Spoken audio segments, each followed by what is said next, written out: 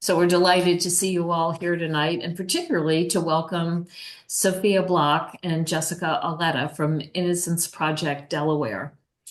Sophia is a graduate of Brown University. When I applied, it was Pembroke back in the day. And she concentrated in sociology and international and public affairs there. She conducted excuse me, original research on the criminalization of disability and the intersection of racism and ableism in policing. She also worked as a research assistant with Dr. Nicole Gonzalez Van Cleve, studying false confessions and wrongful convictions of Black juveniles, which I suspect was a fascinating, compelling experience. Prior to joining Innocence Project Delaware in this role, she was an intern with the project, where she assisted in case review and evaluation. Presently, she is the community engagement manager, so working with people like us to educate us about the work of the project and help us identify ways in which we might play a role, if that's fair to say. Jessica Auletta is the director of intake and investigations for the project, and she both evaluates complex innocence claims for potential representation by Innocence Project Delaware and manages case investigation. Prior to joining the team, Jessica worked at the Pew Charitable Trust in Washington, D.C., as part of the advocacy team with the Public Safety Performance Project, where she focused on national criminal and juvenile justice policy reform, including reforming jails, prisons, and community supervision systems. Much needed work, for sure. While she was in DC, she volunteered with the Mid-Atlantic Innocence Project as part of their case screening committee. She received her JD with pro bono honors from Suffolk University Law School in 2017, where she was an Innocence Clinic student and legal extern with the New England Innocence Project. Jessica holds her BS in criminology and criminal justice law and policy and psychology from Northeastern University. So two tremendously talented and educated, informed individuals, and we are delighted to have you here with us this evening to talk about the work of Innocence Project Delaware. So let me turn it over, first of all, to Sophia. Great. Thank you so much for having us today. I know we're excited to be here and talk about our mission as Innocence Project Delaware and hopefully answer any outstanding questions that you all have. Um, I'll just start by saying that it sounds like what this group does and stands for is incredible, and I'm glad to hear that something like this exists. And a lot of nonprofits in Delaware are interconnected, like what I've heard. Um, about like the DCJ simulation, Delaware Center for Justice and Reentry is of course connected with our work at the Innocence Project and Friendship House. We have a great relationship with, and violence in Wilmington, homelessness, reentry programs, they're all interconnected. And I think the social landscape, the political landscape in Delaware makes it so a lot of these issues are interconnected, so learning about one issue ties into a whole host of issues that are important and need to be talked about. So with all of that being said, I'll see if I can share my screen. I hope this works. Bear with me if it doesn't. Let's see. Here we go. And I'll just say I can only see some people when I share my screen, and I don't have access to the chat. So if while I'm talking there are any questions that come up, or any comments or concerns at all, just feel free to unmute and cut me off. Just because I can't see the chat, or if someone wants to bring my attention to the chat, that's also great. So just a brief overview of who we are and what we do. So we were founded in 2018, although we didn't officially start taking cases for review until 2020. And we work to correct and prevent wrongful convictions and ensure justice for innocent Delawareans who are imprisoned for crimes they did not commit. We are the only organization in Delaware solely dedicated to freeing the wrongfully convicted. We provide pro bono legal services with our experienced legal team to exonerate innocent Delawareans. Our services include case investigation, forensic testing, and hiring experts. We do take DNA and non-DNA cases, which I feel like is a common misconception with innocence projects, that we only focus on DNA cases, but we'll take a variety of cases, including DNA and non-DNA cases. For example, we'll take false confession cases, and we'll take arson cases, and we'll take, a variety of factors that do not include DNA, as part of the exoneration process. And here at Innocence Project Delaware, we're a small team. We only have 4 full-time staff members, Jessica, myself, and we have our staff attorney and executive director. Um, and we work together with a host of organizations, nonprofits, experts, scholars, legal experts, and law firms who take on our cases pro bono. Um, and part of our mission, in addition, of course, to our pro bono legal services, is education to the Delaware community. So we're really excited to be here and educate you about our organization, as we speak to this part of our mission and continue to talk about wrongful convictions, and really get the conversation started. Let's see. So this is just sort of like an introduction to our work. So these are some true and false questions. So although I can't see everyone, I can see most of you right now. So I have 7 prompts here. I'll read each one, and then if you think it's true, could you give me a thumbs up? And if you think it's false, give me a thumbs down. The first one says, on average, an innocent person spends 8 years incarcerated before exoneration. Do we think that's true or false? All right, I see a lot of truths. It's actually false. I made these intentionally difficult. Believe it or not, the average person who is wrongfully convicted spends between 14 and 15 years incarcerated before exoneration, which is an incredible amount of time to think about being incarcerated for a crime you did not commit. But that's just because the legal system is somewhat immune to change and really prone to finality. And legal processes take a really long time. So the average person does spend over 14 years incarcerated before they're exonerated. The second one reads, Delaware was one of the last 3 states in the country to develop an innocence project. Do you think true or false? I see some mixed reactions. Delaware was one of the last 3 states in the country to develop an innocence project. As I mentioned before, we started as a nonprofit in 2018, but we officially started accepting cases for review in 2020, making us one of the last 3 states in the country. And this is not because Delaware doesn't have a wrongful conviction issue, just because we're late to the game, which means that we really have our work cut out for us. We have in the last 4 years, over 170 applicants, who want us to review their case, and really take that step in working towards exonerations. So Delaware does have a really big wrongful conviction issue. We are just late to the game solving the work, and we're the only ones in Delaware who have an organization who are solely dedicated towards this work. Okay. The third one reads, Delaware has a compensation bill guaranteeing compensation for exonerated individuals in the state. True or false? Seeing a lot of false. So this one is somewhat of a trick question. At the end of September, I think it was signed into law that Delaware is getting a compensation bill. So if you were wrongfully convicted, you do have an opportunity to apply for funding from the state. However, this does not go into effect until June 2025.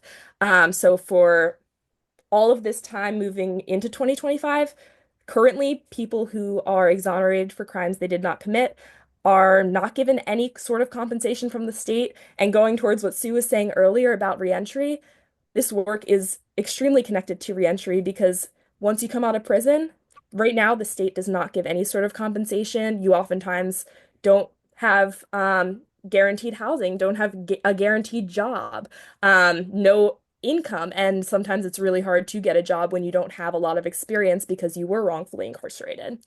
Um, but with that said, I am very thankful that it was signed into law and it will be in effect come June 2025.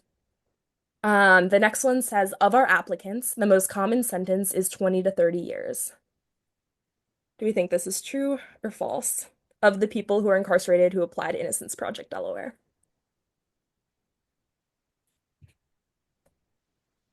Okay, I'm seeing some thumbs up. This is actually false. I know I made these really difficult, but the most common sentence that we receive from applicants is life without the possibility of parole. Actually, just about half of our applicants, out of the 170 applications we've received, have a sentence of life without the possibility of parole. So that's the general population of people whose cases we're investigating. Oftentimes, murder cases, rape cases, or very serious cases. Um, the next prompt reads, the oldest case. Sophia, could Yeah. I could I interrupt you for a second? Mhm. Those sentences are often associated with the three strikes law, where it's a third felony that results in that sentence. Is that the case here, or are there a broader range of reasons why the life in prison without possibility of parole was the sentence? Well, I'd say in a lot of our cases, we do investigate a lot of murder and rape cases, which obviously come with really large sentences. I know that the three strikes law often contributes to over sentencing, and Delaware does have a really, really large over sentencing issue. That's something we're hoping to learn a little bit more about and get a little bit more involved as an organization. But Delaware does have a very large over sentencing issue, but for our applicants specifically, most of them are applying with a murder conviction or rape conviction or multiple armed robbery and homicide, like many charges. So a lot of people will apply to us and have something else on their record, but it's oftentimes something a lot less severe, like marijuana possession charge or a firearm charge that's very, in comparison, less serious to what they're coming to us with. And Thank and you. and just to piggyback off that too, so a lot of our applicants, to your point, Sue, there's a habitual offender law in Delaware. And so if you've been convicted of a certain offense, that will add on, say, 5 to 10 years on a sentence just because you're considered a dangerous person. And the other part of that is, so as Sophia said, if you have a murder charge, there's also a firearm. If you have a record and you weren't supposed to be possessing a firearm, then they'll tack on a possession of a firearm by a person prohibited, and that carries another sentence. And so what we see a lot is, even with, we have a few cases where it's life plus 65 years, right? And that 65 years will come from the fact that maybe they had a firearm or maybe they had a prior record. And so Delaware really stacks it. The other piece is that, Delaware, when we had the death penalty, those folks have now been commuted to life without parole. And so a lot of our folks, if we still had the death penalty, were eligible for death originally at the time of their sentence or at the time of their trial. So these were originally capital cases that have now since been commuted to life sentences. Thank you. Thanks. Yeah. And something I'll add on to that, in addition to about half of our applicants coming with life without the possibility of parole or more multiple life sentences, a lot of applicants apply with cases that their convictions were when they were in their late teens, early or late 20s. They're really young people who apply to us when they're convicted, who have some have not served as much time as others. Some have served decades and decades and decades, but a lot of people were convicted when they were very young. And a lot of our cases do come out of Wilmington. The next one says the oldest case we're actively investigating is from 1980. True, false? That's true. We are investigating, that is our oldest case that we're investigating is from 1980. And this individual has been incarcerated ever since. I just cannot fathom being incarcerated for that long for a crime that you know you did not commit. So we're doing everything in our power to try to get more evidence on this case and enough to make a compelling argument in court. The next one reads, of our applicants, the majority are white. True, false? This one's false. About over 70% of our applicants are Black. As I mentioned, a large proportion, a majority are from Wilmington, and a majority were convicted at a very young age. So this again ties into racial justice as well. And the last one, I think Jessica gave it away, so I'll just answer it. Delaware does not anymore have the death penalty. It was just taken off the codes not too long ago, but that is something that we're really thankful for, knowing the amount of people on death row who have been exonerated or are likely innocent there for crimes they did not commit. So to speak a little bit about national exonerations, of course, we are working on a local level. We're working with the state of Delaware and convictions in Delaware, but it is important to understand convictions on a national scale. Since 1989, there have been over 3,600 exonerations, and nearly 33,000 years lost, in prison for crimes that people did not commit. And to date, the person with the most time incarcerated before being exonerated was over 48 years, which is a really long time. As I mentioned, our oldest case that we're investigating is from 1980, so that person has been in for 44 years, which is close to this person who's served the most amount of time before being exonerated. And in 2023 alone, there were 153 exonerations nationwide, and 30% of these were no crime cases, which I think is really important to acknowledge, because you often think that just because if someone is wrongfully incarcerated, there's someone out there who actually did the crime who's not been caught yet. And for most of the time, that is true. But for 30% of these exoneration cases, there was no crime to begin with. So this could mean that someone got an arson conviction, but it was really just a kitchen fire, or a really, really tragic accident. A child fell out of their crib and died, and someone was convicted for murder. And this happens more than people like to admit. Let's see. And to cover just some recent innocence news on a national level, this has really been making headlines, so some people may have heard of it. But in September, Marcellus Williams in Missouri was executed, and this was after a large public outcry. I know the governor received 4 million phone calls to stop this execution within a matter of weeks. Um, and there was a really big outpouring of support, but unfortunately, he was executed. And this case is of particular interest because in Marcellus Williams' case, even the victim of the crime and the prosecutor in the case did not want him to be executed and did not believe in his guilt, which is rare in these types of cases. But the state still did execute him. And on October 17th of this year, Robert Roberson in Texas was scheduled to be executed, but mere hours before his execution, it was postponed. So he's still alive today, in Texas, but he is still on death row, and it's really unsure what the outcome of his case will be. He's going to testify before lawmakers sometime next week, about his case. So we're really just waiting to stay tuned as to what his lawyers can pull off in such a short amount of time. I'm not sure if he got rescheduled for execution yet, but he was hours away from execution in October when they decided to postpone it. That was the case of the death of his daughter, was it not? Yeah, Yeah. yeah. So, Robert Roberson in 2002 was convicted of murdering his 2-year-old daughter, um, in a shaken baby syndrome case. But there's really no evidence to suggest that there was any maliciousness there or any violence there.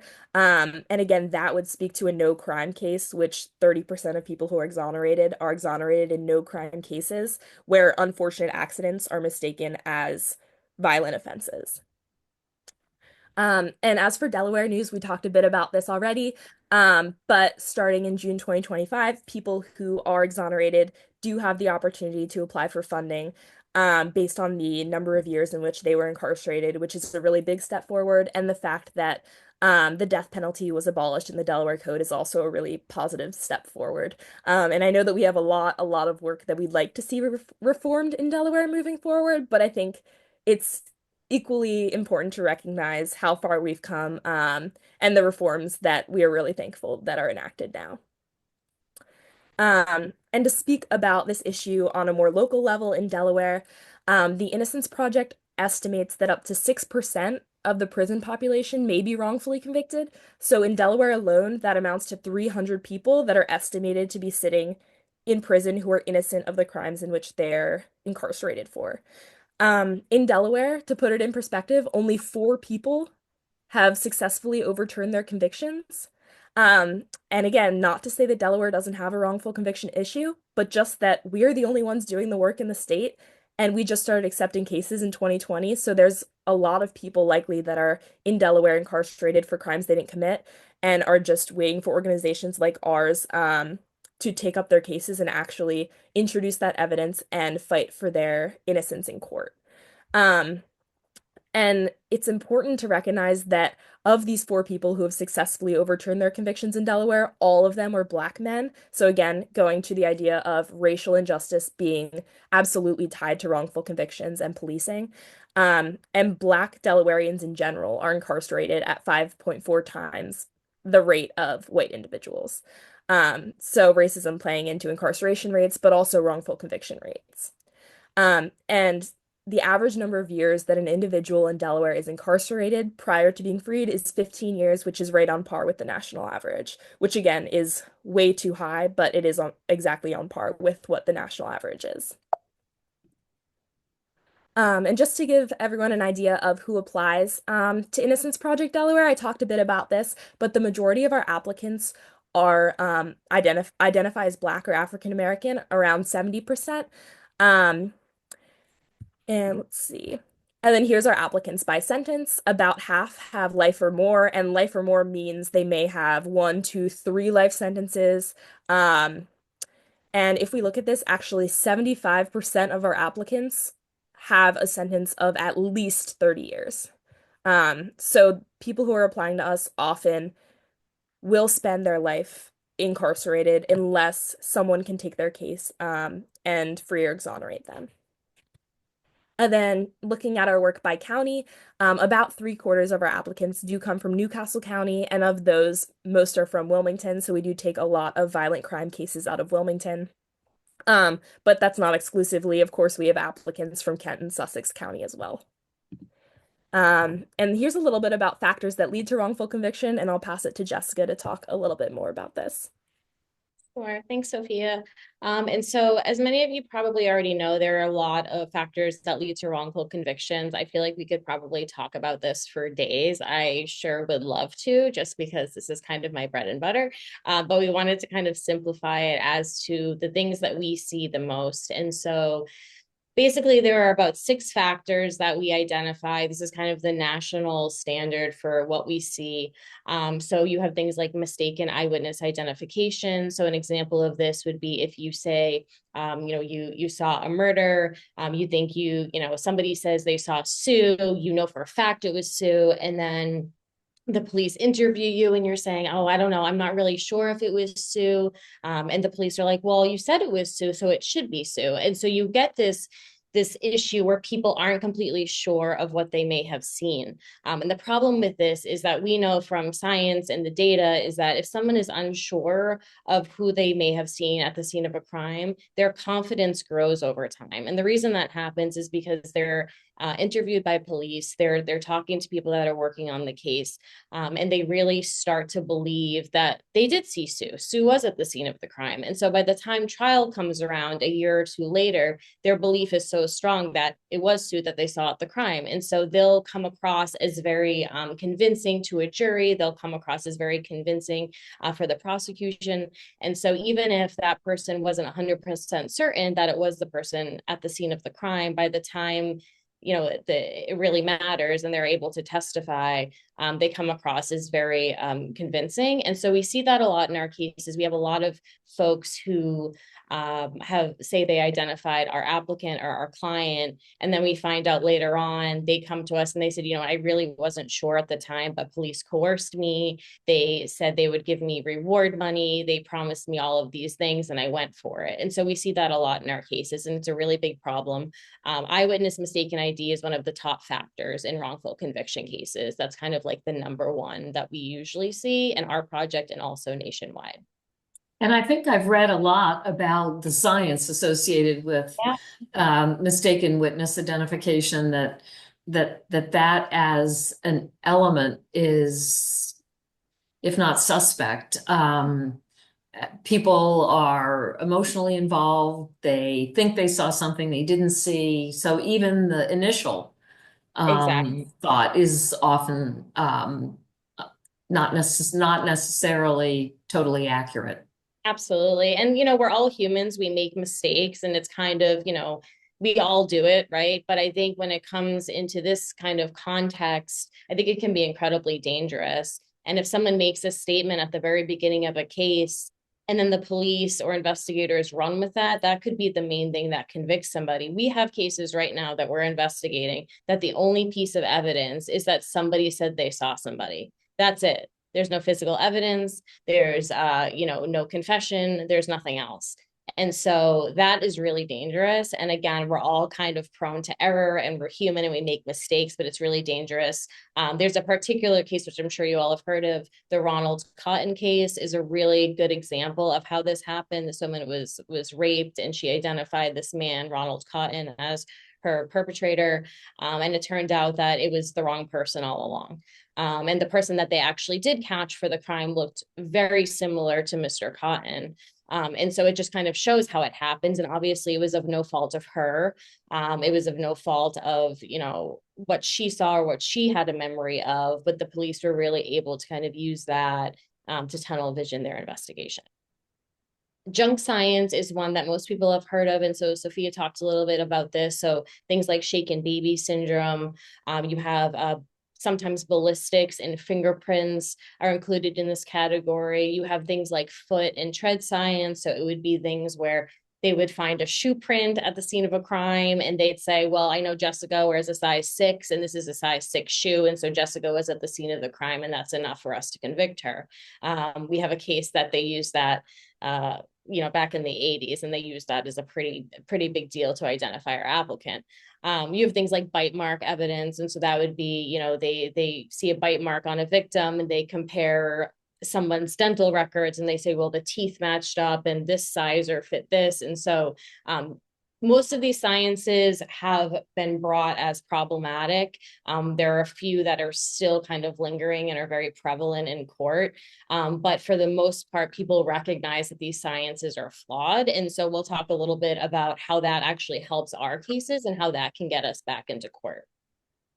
False confessions are a very big part of our project. We always talk about this particular case that we have right now. He is a retained client of ours. This particular individual was interrogated for 14 hours.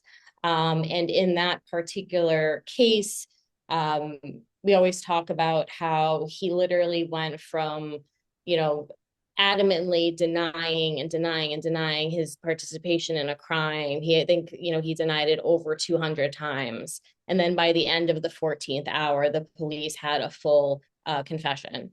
And so we study that a lot. Police will use things like the read technique, which is a psychological tactic. It's used by police departments all over the country. They have a training institute, and it's really taught to elicit false confessions from people. And so this is a big issue that we see in our cases. More recently, Delaware enacted a law that requires all interrogations of juveniles and adults be recorded and videotaped. Before 2022, that didn't happen. And so for an example, this particular case I mentioned, if we didn't have the interrogation tapes for this particular client, I don't know if we would have been able to take his case. Because again, we wouldn't have had that evidence that we're now able to evaluate and have an expert review. And so false confessions happen. Everyone, will say, why would somebody confess to a crime they didn't commit? But the tactics that are used in these interrogations are horrific. We use some of this interrogation footage from this particular client in our law school clinic. And I can tell you right now, it is shocking to see for the first time, to see somebody be so beat down by an interrogation. I mean, it's incredibly sad. And I think anybody on this call would probably end up admitting to a crime they didn't do if they were put in that situation. And so luckily, we are learning a lot about science and kind of interrogation tactics and why they're very problematic. And that's been also a big topic in innocence cases as of late. Jailhouse informants are another one. So these are folks that are paid by the police who are really serve as kind of an ear. And so They may be folks that are currently incarcerated, and so maybe they hear something on their cell tier or by their cellmate, and they'll call up police or they'll call up their handler and say, hey, I heard so-and-so, he made a comment about this case. The police will take them in, have them do a statement. They may get payment for it. They may get something, money added to their commissary so that they can purchase extra things for themselves, or they may get a reduction in their own sentence. And so jailhouse informants are a big one that we also see in our cases. Inadequate legal defense is kind of self-explanatory, but these are lawyers that really just don't do the job. And these are things like falling asleep at trial. These are things like showing up to trial drunk. It could also be as little as folks never being visited. We have a case we were evaluating. It was a death penalty case at first. That person met with their attorney once before their trial, and that was it. And so there are things that attorneys do that are really harmful to their clients. And a lot of it has to do with just a little bit of negligence and recklessness. This would be behavior that really goes beyond just forgetting to do something. This is intentionally not investigating a case. This is intentionally not believing in your client and really making mistakes at every stage of an early investigation. And the problem with that is that when we come in, then we have to go through and kind of undo all the damage that's been done. And unfortunately, in most cases, it's too late. And so we really look at the representation at trial and even in their appeal to see if there was anything that went wrong. And then last is official misconduct. And so this is your police and prosecutorial misconduct. These are things like not disclosing evidence that's important to the defense, maybe coercing witnesses into testifying, paying people to testify, and things like that. And so there are cases that we have that we're investigating where these things are prevalent. And so I will say, unfortunately, I think all 6 of these factors we have seen, or we have current cases that we're investigating. And I'll also just add quickly to that if you look at the graph of factors that lead to wrongful conviction, it does not add up to 100, and that's by design. It's because most wrongful conviction cases, a lot of wrongful conviction cases involve more than one factor, 2, 3, 4 factors. We see that in a lot of our applicants. It's actually pretty rare that it was just a false confession case. Oftentimes it'll be false confession and jailhouse informant and official misconduct. So there's a lot of factors that are interwoven and all at play in a lot of these wrongful conviction cases. It's really a perfect storm, unfortunately. And so this, I won't spend too much time on this. This is kind of the boring legalese of it all, but I think it's important to show why it's so hard to get people out of prison. And so the actual innocence standard is really narrow in Delaware. And so I'm comparing this to other innocence projects in other states I've worked in. And so there's 2 issues with the actual innocence standard in Delaware. The first one is that they narrowed this standard down, I believe, after 2016. And so before 2016, you would be able to bring a lot more for an actual innocence standard. And so it allowed people to really kind of plead their case and kind of throw everything in there as a way to get out of prison. When they redid this actual innocence standard in 2021, they really made it more difficult. And I think there was an intention to do that.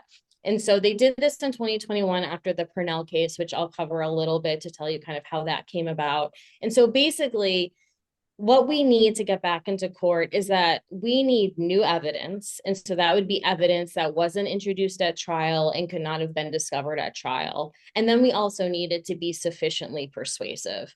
And so the standard is basically that if that new evidence would have changed the result at trial, if it was presented to a jury, then we can go ahead and bring that.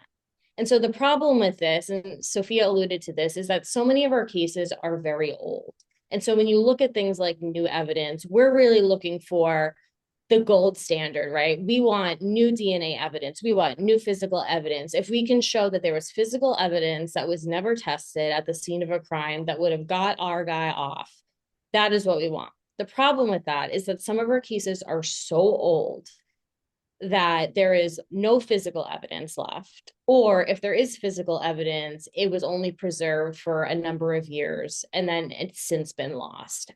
As a matter of fact, I've gotten confirmation from different offices in the state that have said, oh, that was a capital case. We kept the evidence for about 10 years, but then we ran out of storage space. And so we threw it away. And now we're looking at this case and we have to tell people, we can't take your case because we have no evidence to test, not because we don't believe in your innocence or not because there's no avenue for you, but it's because it was thrown away.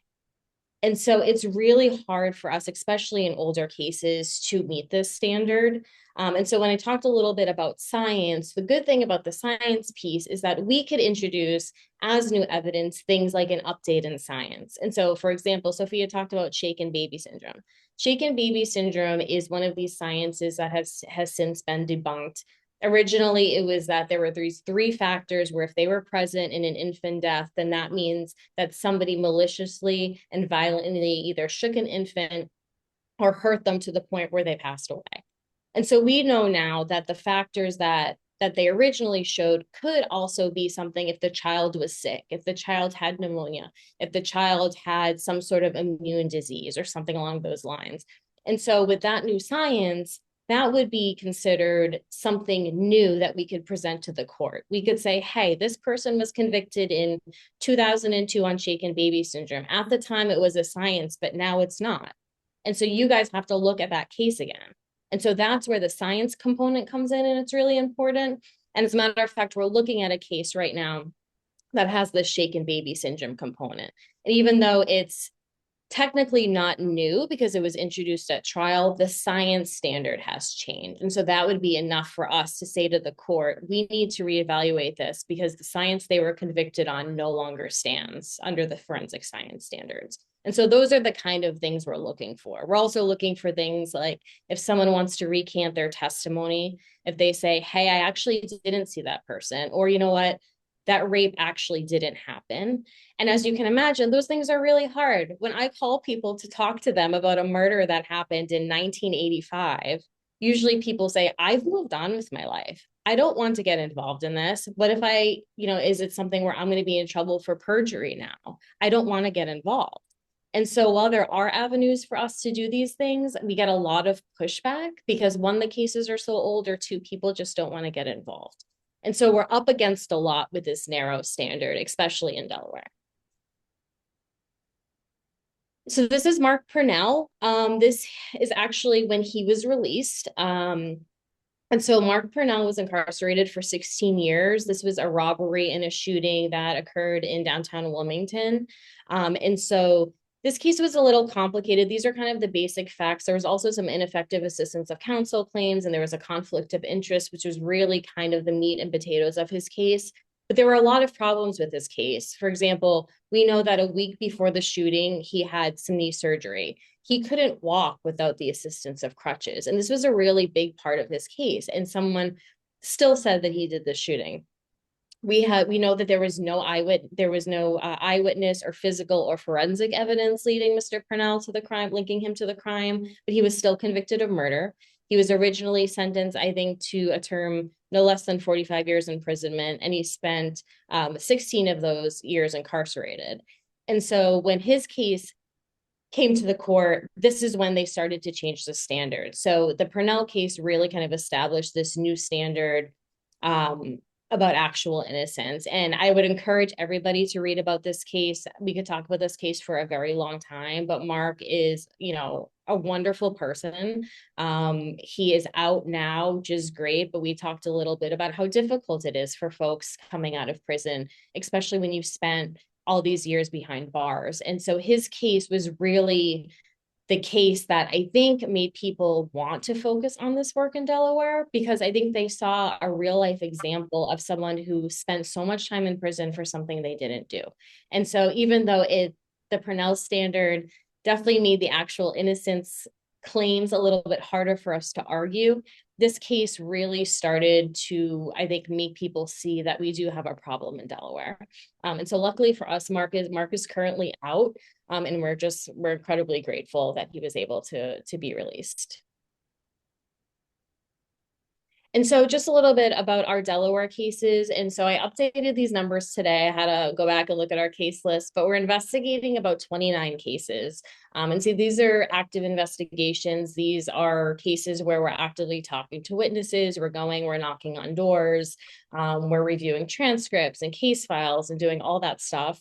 We have 3 retained clients right now. So they're officially ours. to represent, and we're thrilled about that. And we really are so excited to prove that these folks are innocent. And so that's been a really big development for us. I've been with the project for over 4 years now. And at least two of the people that we retained came across my desk when I first started the project. And so it took us, a long time to make sure we had everything to be able to bring for these folks. And so we're incredibly excited and grateful to have them. And so, as Sophia mentioned, there's been 3 exonerations in the last 10 years, and that's without kind of our presence in the state. And so for our purposes, we're looking forward to the future and really hoping that our group can help, one, spread the message about what's going on in Delaware, and two, bring some people home. There are a lot of people that really need our help, a lot of folks that are struggling. And the interesting thing is, when I first started the project, we were very new. I don't feel like a lot of folks knew about us. And then, the more I went down to prison to visit our guys and do interviews and do all that, it's so fascinating to me, because we'll have people write to us and they'll say to us, like, I'm not innocent, but I know of somebody here that I know for a fact is innocent, and can you help them? And so we're really seeing this kind of rally around each other in the work in the prison system in Delaware. And it's really nice to see that, because people need help. And I really think it's such an inspiration to be able to go down and talk to these guys and have them just looking out for each other. And it's a really beautiful thing. So I talked about this before, but the 4 most common factors that we see at play in our cases: false confessions, forensic science, prosecutorial misconduct, and jailhouse informants. And as Sophia mentioned, usually there's an overlap of something. There's never really just one factor. It's usually kind of a long list of these things that all come together for this perfect storm.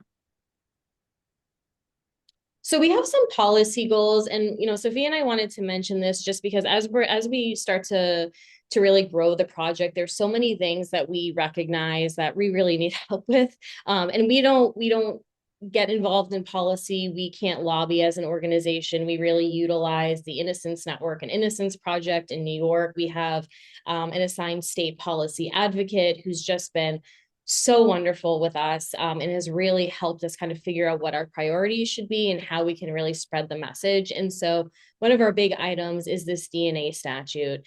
And so an example I always give is, we have this particular case. This person has been incarcerated since 1984.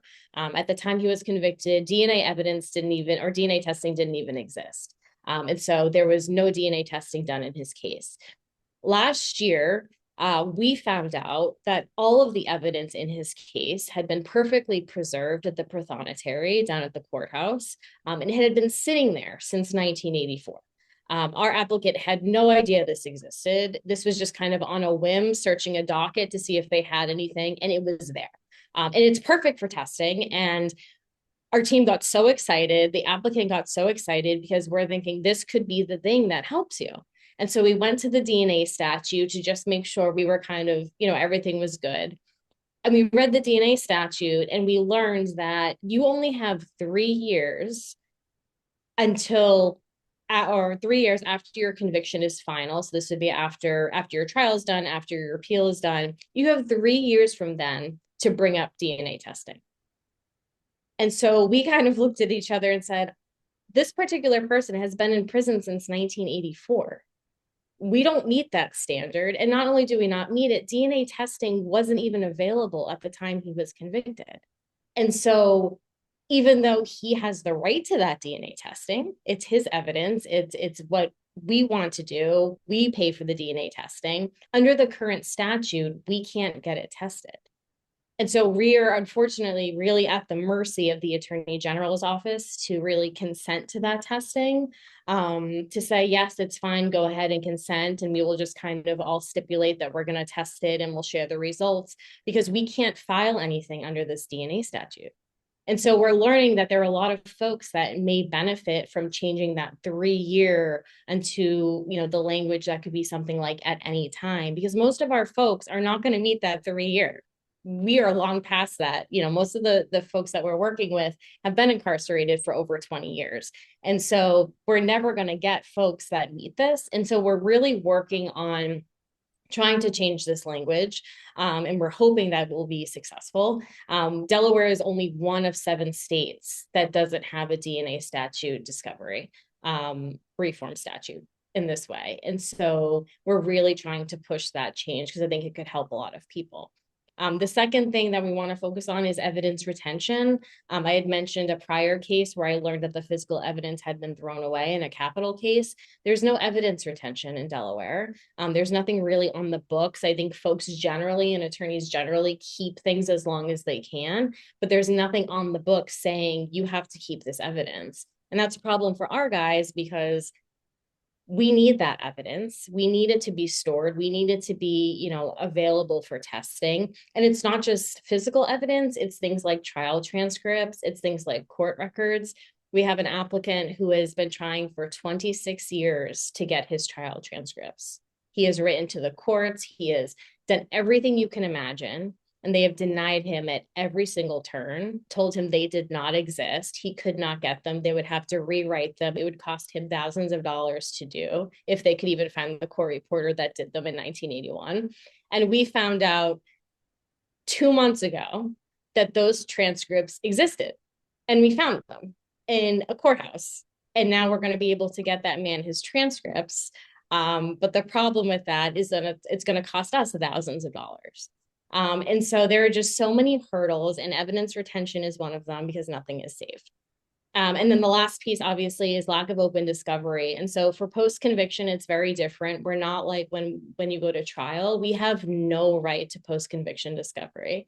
And so that's things like police reports, witness statements, forensic reports, trial transcripts. We don't have a right to that. And so usually if the client can't send those things to us with their application, or if the family doesn't have them, or if the court doesn't have them, we're kind of out of luck. You know, I've written to attorneys to say, hey, you represented this person 10 years ago. Do you mind if you send me the case file? And they'll say, oh, well, I retired and I threw everything away. And so there's no record of this case anywhere. And so because of this, we're really, again, kind of at the, you know, we have to work with the Attorney General's office to really get this stuff. And most of our requests are usually met with, well, you have to file you have to file a subpoena, or you have to file a motion to get these things. And we can't do that right now because we aren't in court. And so we're really kind of struggling, and we're trying to make friends with everybody in the state. And luckily there have been offices that have been really great to us. But it's really difficult to get these things. And so without all of these things, especially trial transcripts, we can't really elevate a case. And so that's kind of our 3 items and priorities to make our lives easier and to get our clients home. And I can pass it over to Sophia because I feel like I have talked everybody's ear off. So I will take a break and I will pass it over to Sophia. This should be, I think, one of our final, if not the final slide. I'll go over it quickly so we have time for some questions. But just if anyone is looking to get involved, we always have opportunities for volunteers and people to learn more about our work. Right now we have a holiday auction going on. If you scan the QR code in the corner, it'll take you there. But we're auctioning off some incredible art from formerly incarcerated individuals. So if anyone's interested in that, the auction's up until January 1st, and it's just a way for us to help local artists in the community, but also raise some money since our work is very expensive. I think that's on the next slide. But if anyone's interested in the auction, scan the QR code, and once I stop screen sharing, I can put the link in the chat. And please put your email in the chat if you're interested in signing up for our newsletter. I will not spam your email addresses. We really only send out emails every now and again to update people who are interested in developments in our nonprofit organization. And I'll also say we have a volunteer development group, which meets every third Wednesday evening. I lead the group. We basically just get in a Zoom room with a lot of interested, like-minded reformers. We talk about criminal justice reform, innocence news, updates from our project, and this is a group of people who help us. with theorizing events, planning fundraisers, other development initiatives. So there's always room for people to get involved and volunteer with us if that's something that you're interested in. So you can just send me over an email. I'll also put my email in the chat if you're interested in joining this group, or if you're just interested in learning more about our work or have any questions after this session. I'm always happy to meet with people or email. I am on my email 24/7, so you will get a quick reply. Um, Yeah, but if you want to get involved, please let us know because there are opportunities, and this is a really, really pressing issue in the state of Delaware. And this is the final slide. I'll just say, Jessica alluded to this, but our work is expensive. To purchase court transcripts is hundreds, if not thousands of dollars. To hire these false confession experts or DNA or everything we do is expensive. It costs $10,000 for a single DNA test. And of course, we will never charge our clients for anything. So the burden of all that cost does fall on us. And we are entirely donor and grant funded, meaning that we heavily rely on our communities to support us in this expensive work, whether it be purchasing transcripts, whether it be hiring experts, every step of the way, our work is very expensive and we are a community funded foundation.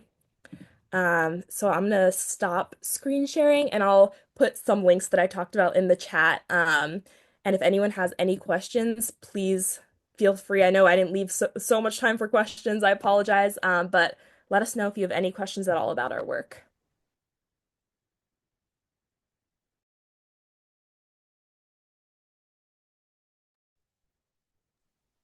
I do some programs where I'm accused of sharing information like a fire hose, and I want to thank you for following that model. That is a lot of information, but wonderful.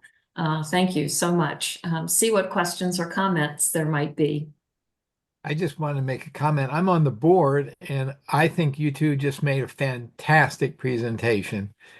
And I'd like to say to everybody else that this organization really needs financial support for this important work. And Jessica and Sophia, correct me if I'm wrong about this, but my understanding is that, and this is why the Innocence Project is the only project in the state that does this work. Criminal defendants get a defense, but once that defense is completely exhausted and all criminal process is concluded and they're convicted and they go to jail, if subsequent evidence develops that would prove their innocence, um, there was only one group in Delaware, and it didn't exist more than 3 years ago, Innocence Project, that handles that kind of proceeding.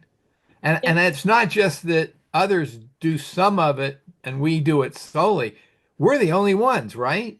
Yeah, we're the only ones. And it's kind of it's a good thing and a bad thing, right? Because I think what we see is because we didn't exist, most of our guys, when after your appeal, you file a Rule 61s, and that's usually where people argue for actual innocence. But because there hasn't been an organization like ours, most of our guys have been doing everything pro se. So they've been doing everything on their own. And so we have people that have written 5, 6, 7 Rule 61s. And I know that's more legalese, but basically what that means is that every claim they've brought on their own. And keep in mind, these folks aren't legally trained. I mean, we have a hard enough time getting these cases back into court, but these are guys that really put the work and the blood and the sweat and the tears into these Rule 61 motions pro se. They get denied and denied and denied because I think a lot of times courts look at it and they say, you're doing this yourself. You have no idea what you're talking about. But the problem with that is everything they've brought in those 5, 6, 7, 8 Rule 61 motions, by the time they get to us, those are things that we can't raise in court anymore. And so the court allows them to argue these things, knowing that they don't have the legal background to be arguing this. You know, they're not going to write the motion that they need, and they continue to let them do it. And so, again, by the time they get to us, their options are exhausted at the state and the federal level. And because there hasn't been a project like ours to help them along the way, they've relied on jailhouse lawyers in the prisons, which are phenomenal people. These are guys that are legally trained, that usually lifers, that sit in the law library and help guys with their petitions, and they're wonderful people, but the court doesn't look at them that way. And so because we haven't existed, there hasn't been a place for these guys to go. They've been doing all of this work by themselves. And I can't even imagine, we have a team, a very small team. We work really hard on these cases. I can't imagine what these guys go through. Some of these petitions, because they'll send us copies of them, are this long and they're handwritten.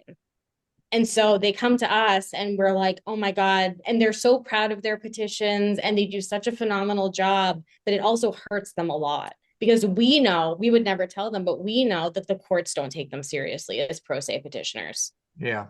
And it's really unfortunate. Yeah. And I just want to make the point too that the Innocence Project doesn't take on when someone comes in and wants the Innocence Project to investigate a case, they don't become a client until the project determines that it believes they are actually innocent. It's not a question of, oh well, we'll make the arguments for you or things like that. Before we take anyone on as a client, we have to become convinced that they are in fact innocent. Yeah, you're right. And I'll just add on to that. It takes us years of investigation before we even get to court. I think Jessica mentioned that we're not in active litigation. We're not actively in court, meaning that we're taking years to investigate cases. And this is us working full time as hard as we can, interviewing clients, interviewing witnesses, getting DNA testing, meeting with forensic experts. It just takes a long time because we really evaluate these cases and investigate these cases in every avenue possible to determine if someone is actually innocent. And of course, we get applicants where we determine they are not actually innocent, or applicants where there's not a legal avenue to exoneration. But for those who are actually innocent and there is a legal avenue that we believe we can get them back into court under the actual innocence standard, it does take years of investigations before we get to that point. Yeah.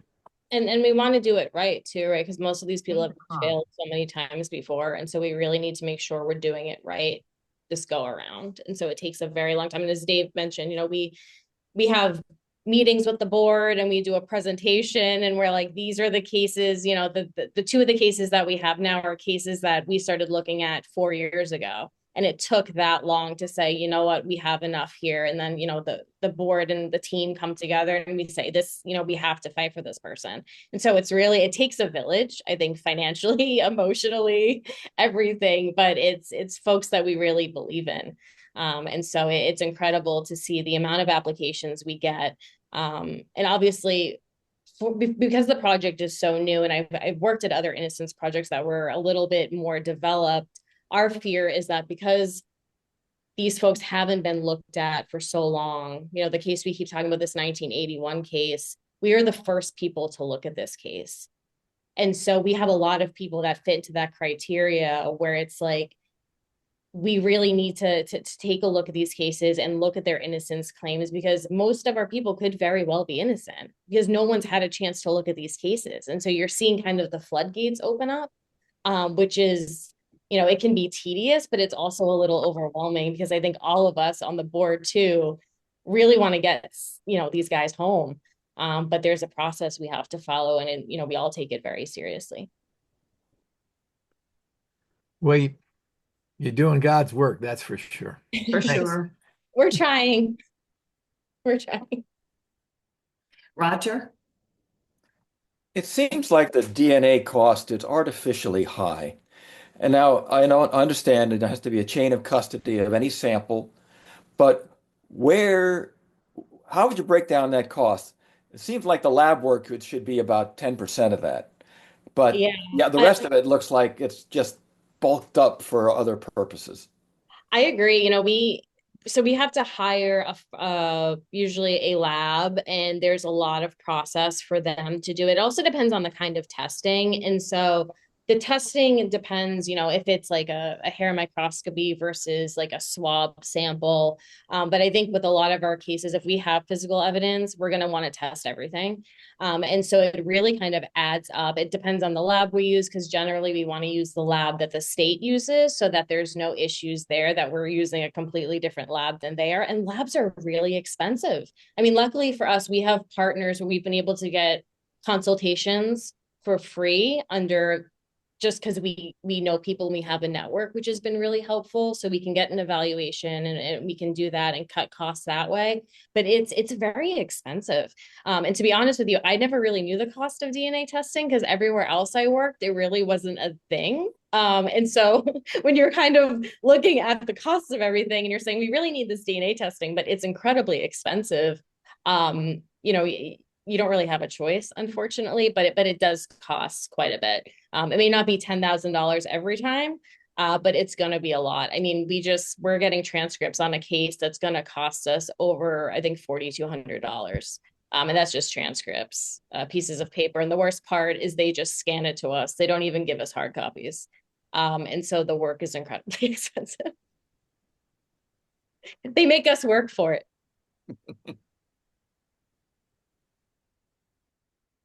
Well, it's a little overwhelming, actually, and yet hopeful. Because the idea, I mean, I think it's difficult at some level for many of us to think that we could be accused, arrested, tried, convicted, sentenced, incarcerated for something we didn't do. It's not supposed to be that way, you know? So I think it can be a little hard for people to wrap their minds around the fact that it happens and that it happens a lot. And the factors you describe all make sense in terms of why it would or could occur. But it's horrifying to think, particularly juveniles. I mean, that's the one that's just, well, first of all, changing the law in 1994 that a 13-year-old could be tried as an adult is an abomination to start with. But you feel like there should be more we can do.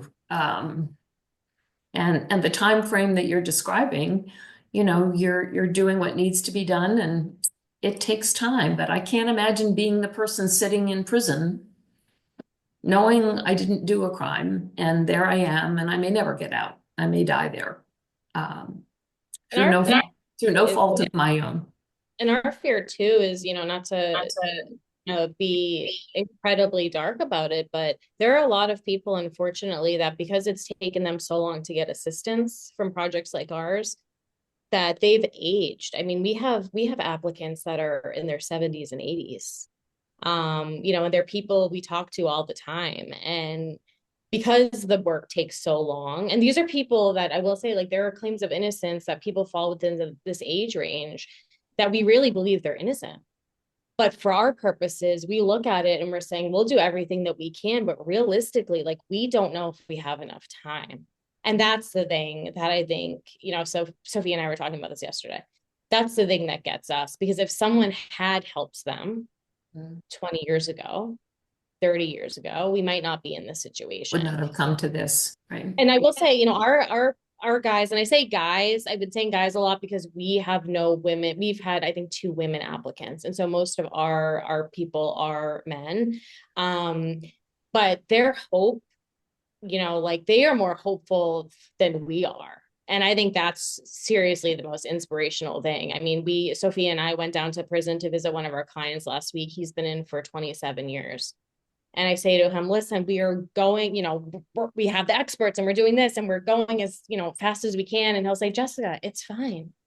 I know you're doing the work. I'm here. I'm not going anywhere. I'm patient. And I'm looking at him and I'm going, I know you're patient, but I am not. Like, I'm not.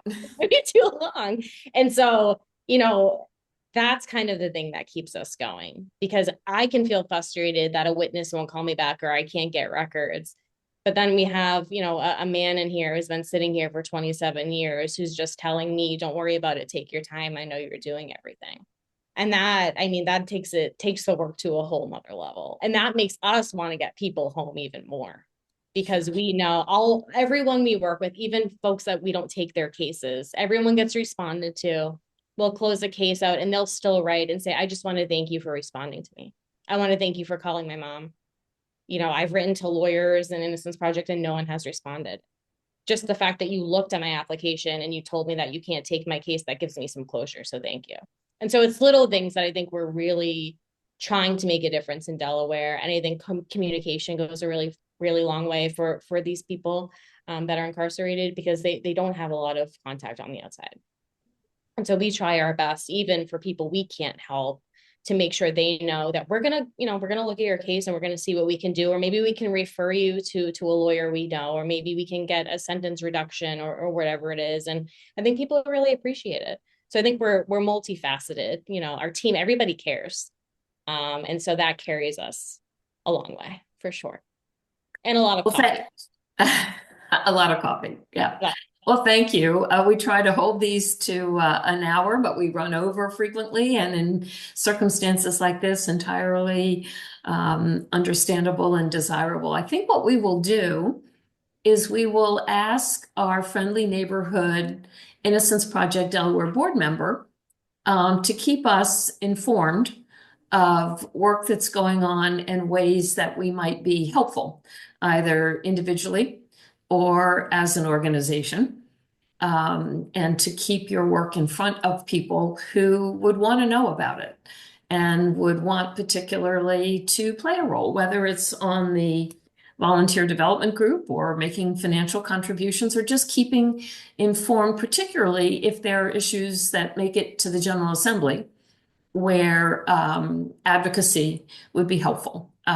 Anything that we could do, that's our calling. That's our job. So thank you again for being here, and thank you everyone for being here tonight. Feel free, as you're talking to people that you know, to let them know there is a video of tonight's program that was so informative and so inspiring. Encourage people to go to YouTube and watch it. So thank you again, Sophia, Jessica, Dave. Thank you for Good having night. me. Very much. Thank you so Indeed. much. Good night. Good night. Good night.